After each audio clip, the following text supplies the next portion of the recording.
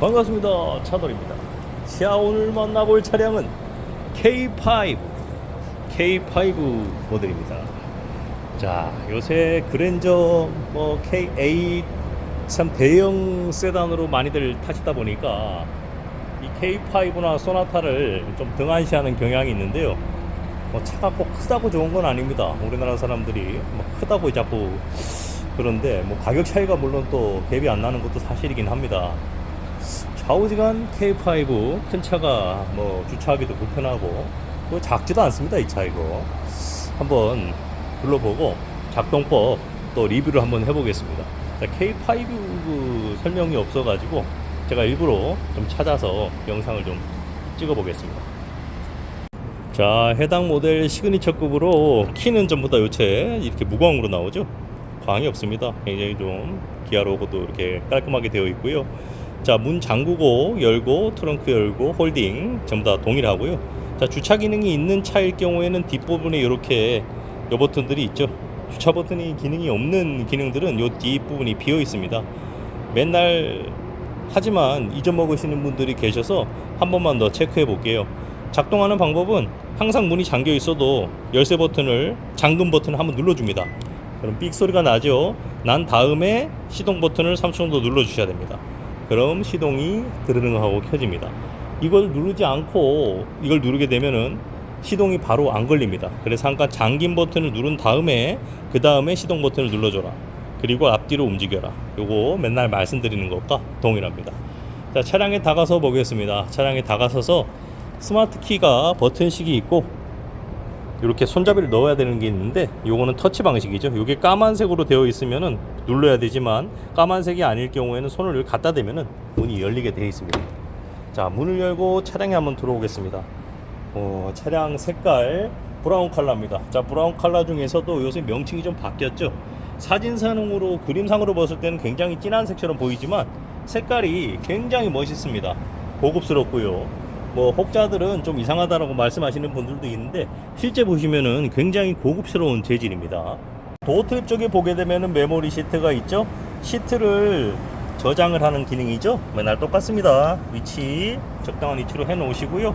세트 누른 다음에 1번, 세트 누른 다음에 2번 두 가지 모드로 세팅이 가능한 거고요.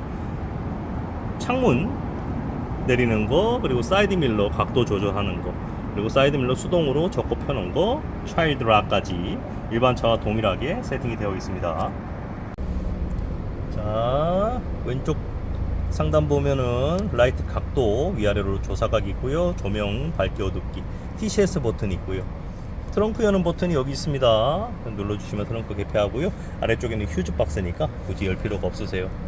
해당 차량 모니터링 팩이 들어가 있는 거기 때문에 왼쪽 깜빡이를 넣으면 왼쪽 모니터가 나오고 오른쪽 깜빡이를 넣으면 오른쪽 상황이 모니터로 표시가 됩니다.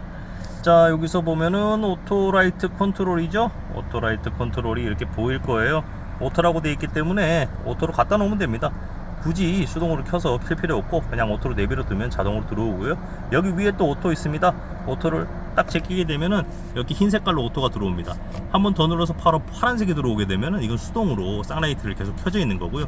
한 번 더 밀어서 오토가 들어오면은 스마트 하이빔이 되는 겁니다. 자동으로 라이트가 들어왔다 꺼졌다, 상대방한테 피해를 주지 않으면서 멀리까지 볼 수 있는 그런 기능이라고 보시면 될 것 같아요. 자, 우측 와이퍼죠. 와이퍼 위로 올리면은 하이, 역시 오토입니다. 오토에서 요거 가지고 요 각도만 요렇게 조절하시면 될 것 같아요. 그리고 오프 한 칸만 올리시면 되죠. 항상 이런 식으로 작동을 하시면 될 것 같습니다. 자, 스티어링의 우측에 있는 스마트 크루즈 컨트롤입니다. 누르면은 항상 스마트 크루즈 컨트롤이 작동되지 않는다라고 나오죠. 조건이 아니라는 거는 속도가 그 속도에 세팅되지 못했다는 얘기예요. 스마트 크루즈는 고속도로에서 주로 쓰시게 될 것이고요.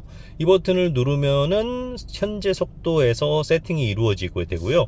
여기 플러스 마이너스가 있잖아요. 아래쪽으로 한번 누르면 마이너스는 세팅을 하는 거고 위로 올리게 될수록 속도가 올라갑니다. 역시 속도가 올라간 상태에서 아래로 내려주게 되면 속도가 또 내려오겠죠. 브레이크를 밟으면 자동으로 해지가 되기 때문에 세팅을 다시 하고 싶다라고 하면 마이너스 쪽으로 제껴 주셔야 됩니다. 그리고 얘는 앞차 간격을 유지하는 거죠. 단계가 한번 누를 때마다 1, 2, 3, 3칸으로 조절이 됩니다. 단계가 넓을수록 앞차 간격이 멀리 떨어져 있는 거고요. 좁을수록 붙는 거죠. 멀리 떨어져 놓은 상태에서 크루즈를 작동해 놓게 되면은 앞차가 속도를 줄여도 그 간격을 그대로 유지해서 따라가는 거예요. 그렇기 때문에 앞차하고 추돌할 가능성이 현저히 떨어지게 됩니다. 여기서 이제 드라이브 와이즈 옵션이 좀 더 추가가 되게 되면은 뭐 고속도로 톨게이트로 진출입로까지 그렇게 제어를 해주기도 하는데 뭐 그까지는 필요할지 모르겠어요. 좌우지간 스마트 크루즈를 잘 사용하시게 되면은 장거리 운전하실 때 극도의 피로감을 완전하게 소멸시켜 줄 수 있다, 그렇게 보시면 될 것 같습니다. 자, 스티어링 휠에 이렇게 차가 차선 안에 들어가 있는 화면에 이렇게 불이 꺼졌다 들어왔다 합니다.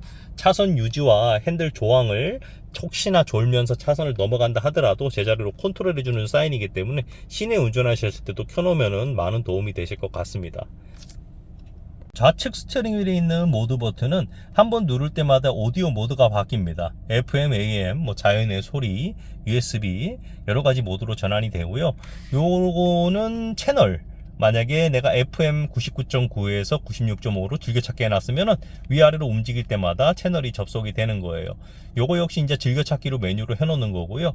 그리고 요거는 볼륨이죠, 위아래로. 그리고 한번 요거 꼭 누르게 되면은 소거가 됩니다. 블루투스 연결한 상태에서 전화 받는 거고요. 우리 내비게이션을 쓰는데 굳이 화면에 들어가서 내비게이션을 어디 초성 입력해서 하지 마시고 이 버튼을 띵 누르면은 여기서 화면에서 삥 소리가 납니다. 소리가 들리면은 바로 목적지를 말하면은 바로 내비로 연결이 되니까 이렇게 사용하시는 게 훨씬 더 편한 사용이 될 것 같습니다.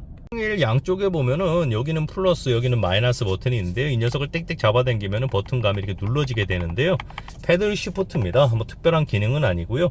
드라이빙 모드에서 그대로 주행을 하시다가 플러스를 놓게 되면은 기아 단수를 마치 클러치 밟지 않고 수동으로 전하듯 4단 5단 변속이 되는 거고요. 마이너스를 누르게 되면은 마이너스로 단수가 떨어지는 겁니다.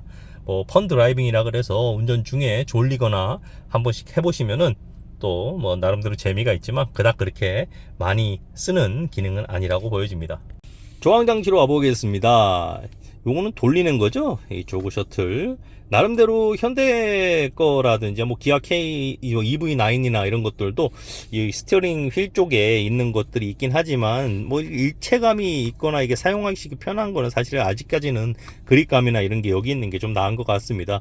뱅그로 돌리면은 진동이 울리면서 후진이 연결이 되고요. 다시 뱅그로 돌리면은 드라이빙, 그리고 한 칸만 딱 돌리면은 중립으로 가겠죠. 중립 찾기가 좀 어렵네요. 파킹 그대로 누르면 파킹이 되는 거예요.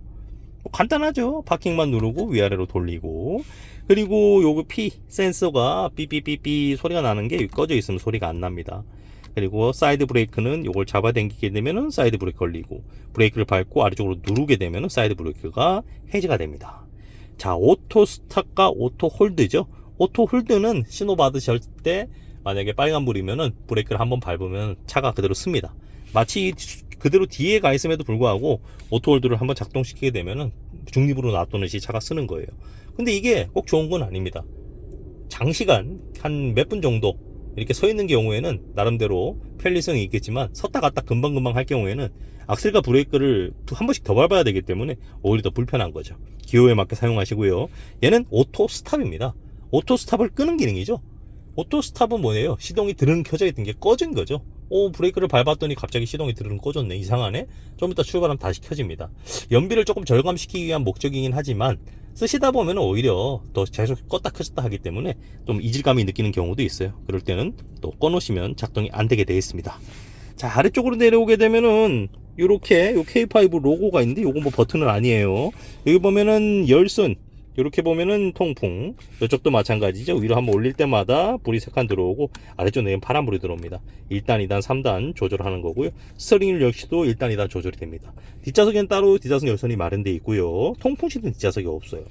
드라이브 모드를 뺑뺑뺑뺑 돌림에 따라서 계기판을 보시게 되면은 이렇게 에코, 노멀, 스포츠, 마이 드라이빙 켜집니다. 일반 도로에서는 노멀 해놓으시면 되고요. 고속도 달릴 때 스포츠, 요거 이제 저장해 놓고 자기 스타일에 맞게 세팅해 놓는 기능도 있습니다. 거의 근데 큰 의미는 없죠. 뭐 노멀이나 스포츠를 많이 쓰시게 될 거고, 에코는 아무래도 연비에 좀 신경 쓰시는 분들은 에코를 작동하시는데 운전을 좀 와일드하게 하시는 분들한테는 좀 답답함이 있을 겁니다. 참고로 하시면 좋을 것 같습니다. 시그니처죠. 자, 공조기와 내비게이션, 오디오 컨트롤 화면을 동시에 왔다 갔다 합니다. 현재는 지금 에어컨과 어떤 뭐 바람 나오는 공조기 온도 센서 작동하는데요. 요거를 요 위 버튼을 누르게 되면은 화면이 바뀌었어요. 우리가 흔히 알고 있는 오디오 사인이죠. 내비게이션이든 오디오 채널이든 변경하는 거고, 다시 누르게 되면은 공조기로 자연스럽게 변환이 됩니다. 한 화면에서 두 가지 모드를 왔다 갔다 쓰는 어떤 현재 기아 자동차 나오고 있는 시그니처인데, 이 디자인 굉장히 공간적으로도 그렇고 버튼이 조잡하지 않아서 좋습니다. 자, 공조기 화면 누르게 되면 빨간 쪽으로 돌리니까 온도가 세팅이 되고요. 자, 이쪽 거 듀얼이기 때문에 따로 조절할 수 있습니다. 싱크에 불이 꺼졌죠? 싱크를 터치하면 운전석과 온도가 일치가 됩니다. 다시 돌리면 전환이 되고요. 양쪽 온도가 다를 경우 다르게 조절할 수 있겠죠? 바람량입니다. 바람 나오는 방향이고요. 그리고 내기, 외기, 유리창, 그리고 오토도 3단으로 이렇게 컨트롤할 수 있는 거죠. 쉽죠? 내비로 가보겠습니다. 터치를 하니까 홈 버튼이 있고요. 맵, 서치, 지도를 보세요. 우리가 흔히 초성으로 입력하는 거. 맵을 누르면은 그냥 오디오 화면. 근데 아까 제가 뭐라 그랬죠? 굳이 이거를 갖다가 누를 필요 없고, 여기 있는 마이크 띵 누르잖아요. 띵 말하면 됩니다. 바로 인식이 되죠? 이런 식으로 작동하는 게 훨씬 더 사용하시기가 편하실 거예요. 그래서 공조기가 처음 보게 되면은 하나밖에 없지라고 하는데, 이걸 가지고 왔다 갔다 한다 라고 보면은 이해가 쉬울 것 같습니다. 어두워서 보이진 않겠지만, 여기 스마트폰을 올려놓게 되면은 여기 단수가 총 3단계 레벨로 스마트폰 무선 충전을 할 수 있는 단자가 표시가 되고요. 이걸 누를 게 따라서 어떤 데이터라든지 그냥 충전이라든지 변환이 됩니다. 옛날처럼 USB 단자가 굵은 단자를 꼽을 수 있는 곳이 없기 때문에 그거 좀 참고하셔야 될 것 같아요. 해당 차량 워크인 디바이스가 이렇게 설치되어 있네요. 여기서 이렇게 조절을 해주는 거예요. 어르신이 앉아있거나 꼬맹이가 앉아있을 경우 여기서 이렇게 시트를 조절해 줌으로 인해서 혹이나 뒷좌석에 앉은 사람도 조절이 가능하겠죠. 이렇게 한방에 릴렉션까지 이루어지는 시트가 장착이 되어 있습니다. 보조석에도. 어때요? 무중력 상태로 그냥 쉽게 컨트롤할 수 있겠죠. 꼬맹이 여기서 자고 있으거나 어르신 좀 쉬신다고 하면은 버튼을 눌러갖고 원터치로 이렇게 작동도 가능합니다. 참고하시면 좋을 것 같아요.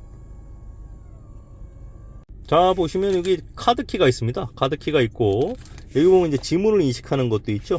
자, 카드키는 이 카드를 여기다 올려놓고 이 화면에 들어가셔서 이제 카드키를 이제 나중에 검색을 해보시면은 카드키를 이제 설정할 수 있는, 카드키를 등록할 수 있는 기능이 나옵니다. 카드키 등록을 하게 되면은 이 키도 이제 스마트 키처럼 동일하게 자동차 키를 안 들고 나와도 이 키를 소지하고 있으면 문이 열리는 거고요.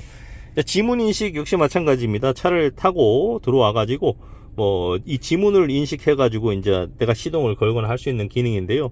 나름대로 이제 프라이빗하고 보안을 유지하는 기능이 있죠. 하지만 제가 이렇게 보면은 쓰시는 분들이 많이 안 계신 것 같아요. 하여튼 지문 인식으로도 시동을 켤 수 있다. 그 정도 알고 계시면 좋을 것 같습니다.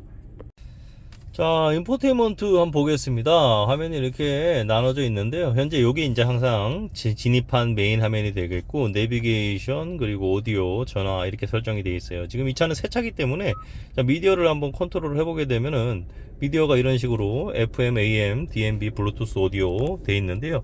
스티어링 휠에 이 모드 버튼을 한번 눌러보겠습니다. 모드 버튼을 누르면은 현재 이제 기본적으로 세팅되어야 될 매뉴얼들을 내가 입맛에 맞게 설정을 해줄 수가 있습니다. 우선에는 쓸 수 있는 기능들을 이렇게 차를 받으시면은 한번 눌러가지고 세팅을 한번 해주셔야 돼요. 자, 이렇게 세팅을 하고 나면은 이 모드 버튼을 한번 누를 때마다 화면이 이렇게 바뀝니다.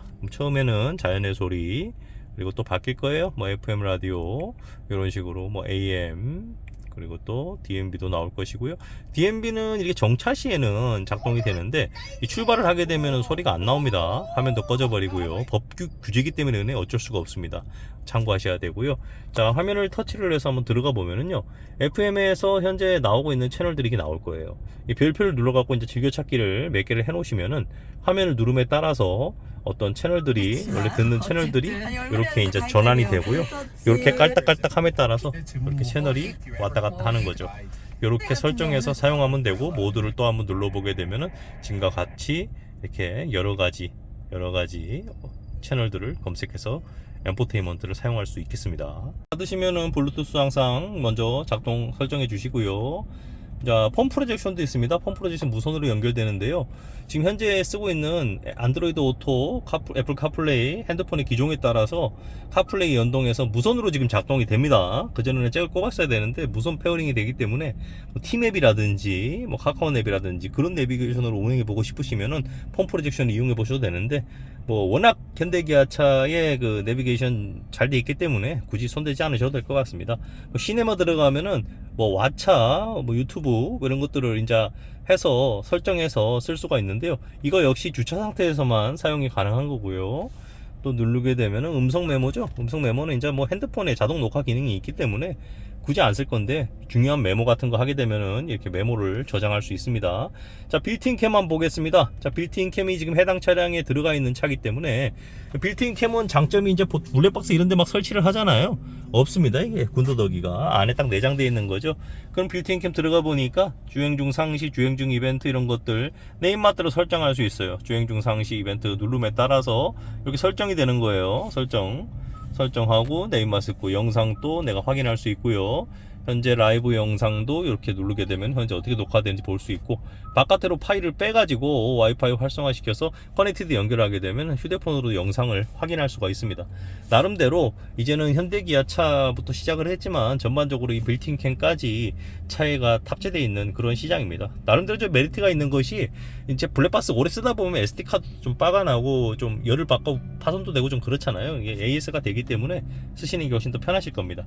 하이패스 히스토리가 이제 다 들어가요. 그러니까 어디 갔는지 이거 혹시나 그 차에 더 나쁜 짓 하진 않겠지만은 비밀 유지가 안 됩니다. 삭제를 해야지만 쓸 수가 있고요.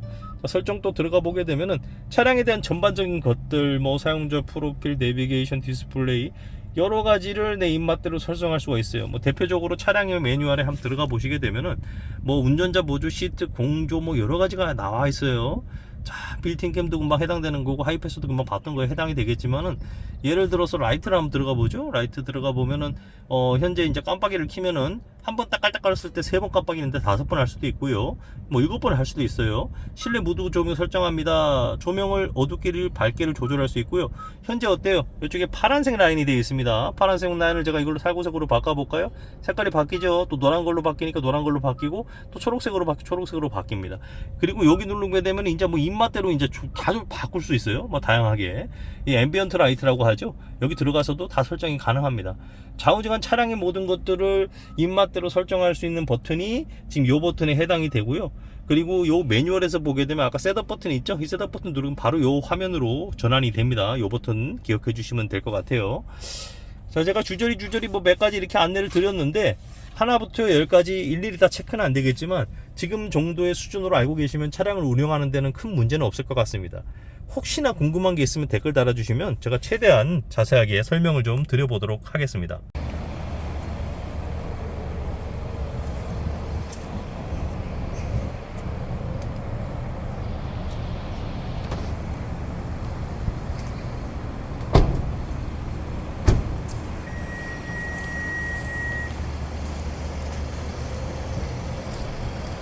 자, K5 차량 한번 리뷰해 봤습니다. 자, 뒷공간도 굉장히 넓은 차량이고요. 뭐 크다, 뭐 기왕이면 조금 더 주면 큰 차를 탄다 이런 개념은 좋지만, 뭐 차량이 아무래도 전반적으로 실속이 있어야 되고 또 실용적이고 또 나에게 크기가 맞으면 그것으로 충분하다고 생각합니다. 자, K5 차량도 많이 사랑해 주시고, 궁금한 거 있으시면 언제든지 댓글로 남겨주시기 바랍니다. 자, 오늘도 행복한 하루 보내시고 파이팅입니다.